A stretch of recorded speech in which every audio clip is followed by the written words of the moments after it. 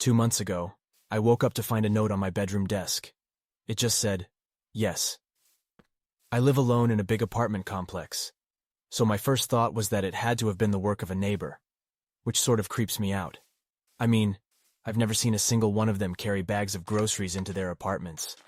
I've carried thousands of bags like that myself. There's probably 50, 60 occupants here, so you'd think you'd see one of them back from a shopping run every now and then, but no. The handwriting is quite neat. Okay, so I've been a bit lonely. The pandemic hit me like a bag of sad bricks. I work at a call center where I spend all day conducting surveys, and we have semi-transitioned to work from home. My days are spent talking to people who feel personally insulted that I've reached out to them, and my nights are spent gaming with people who insult me, personally. What I'm saying is that there's not much romance, or even potential for it in my life at the moment. Which is probably why I convinced myself that the note must have been delivered by a girl in my building who had a secret crush on me. Yes. As in, yes, I am in love with you. Yes, I can't wait to be with you. Yes, you are definitely not a crazy person. So I did a little sleuthing. The buzzer tags on our building are for the most part written freehand. I brought my presumed love note down with me and I began comparing. That was when I realized it must have been written with a quill. It didn't look like any of them. They were written with pens and pencils, so they didn't have that calligraphic charm. A part of me was worrying over the obvious.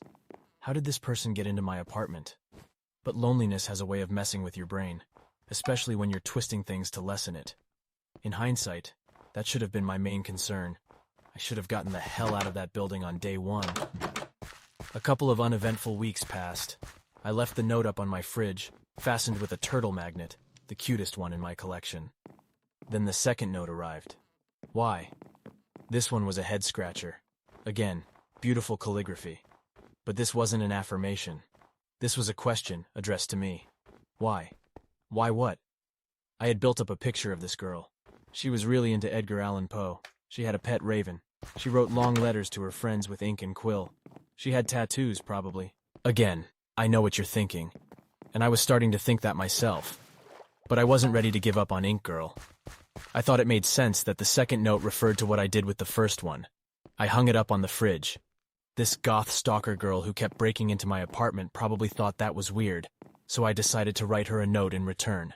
Because I wanted to see it every morning, was what I ended up writing. I am cringing so hard at my past self right now that I'm sure there's a risk of a black hole spontaneously forming. Best case, I had a home invader. Or, no. Best case was carbon monoxide poisoning. The same night I left that note, I stumbled upon this Reddit post on R Legal Advice. A guy was convinced someone was leaving him post-it notes in his apartment, and it turned out he was suffering from CO poisoning, which gave him memory loss. He had even set up a webcam and everything. It really felt like this was the answer. I ordered a CO detector online. I wasn't sure if the smoke detectors worked for CO as well, but it later turned out they did, and they were working as normal. Before I learned that, though, I set up my webcam to take pictures of my desk at 1-minute intervals. 2:57? Nothing. 2:58? A fresh note resting on the desk. I don't just have a lock on my door. I have bolts on the inside. After watching those webcam images, I just became more confused and finally scared shitless. Whoever this was, they were fast. They got in, dropped the note, and got out. It definitely wasn't my landlord either. She moves like a jar of cool molasses. So, who was it? It was at this point I convinced myself that I had to be the culprit. I was the goth stalker girl all along, right? It made sense. Only, I didn't own a quill, or ink, and I sure couldn't write in calligraphy. I agree. This note sent a cold shiver down my spine. The lettering was more intricate. It wasn't my handiwork, that was impossible. And me suffering from some sort of poison-induced amnesia had been my good alternative for what might be going on. I've never been a gun guy. I have a hunting knife a sweet-hearted redneck uncle gifted me a way back, though. It's on my nightstand. It's been there for a while now. The idea that finally broke me, the obvious explanation made me want to vomit. Someone was living in my apartment, hiding out of sight. I have a big pink suitcase sitting in my living room because I haven't bothered putting it away since Christmas. It's big enough for a person. The day when I received the third note, I stared at it for the longest time, trying to spot whether it moved ever so slightly. I felt like if I opened it, it would all become real. Some skinny bald man would jump out with fevered eyes and he'd grab onto me. With the hunting knife in my hand, I slowly pulled the zipper. Then it started moving. It fell over and I screamed.